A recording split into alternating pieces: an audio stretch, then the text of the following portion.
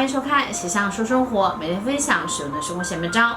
夏天呢，天气炎热，很多朋友呢为了解暑降温，都会吹空调，吃一些冰冷的食物，一不注意呢就容易感冒咳嗽，而且夏天咳嗽多数呢是因为肺热引起的，多半不太容易好。今天呢，小象就给大家分享一个老家的土方法，效果呢是立竿见影，一起来学学吧。夏天呢，很多人在空调房里面待久了就会感冒咳嗽，而且呢，夏天咳嗽多半呢是由肺热引起的，特别难好。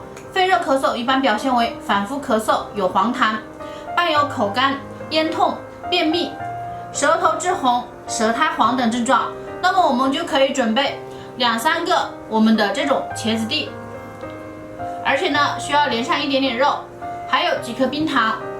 首先呢，我们需要把茄子蒂呢给它清洗干净，接下来把它放到冰箱里面冷冻至少5个小时。茄子蒂呢有消肿、清热和活血的作用，动一动呢可以增加它的寒性，使清肺热、化痰的效果更好。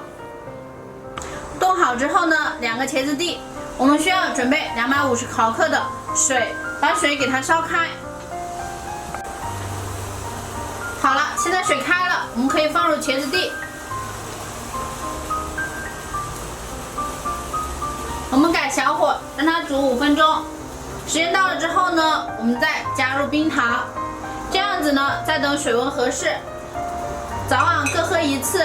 对于夏天呢肺热引起的咳嗽，帮助是很大的，而且每次都非常管用，效果是很不错的。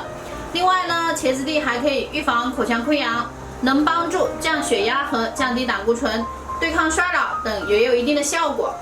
看完视频以后，家里的茄子蒂呢就舍不得扔掉了，没想到它还有这么神奇的作用。觉得不错的话就转发分享出去。想了解更多实用有趣的生活小妙招，欢迎点赞加关注。我们下期再见，拜拜。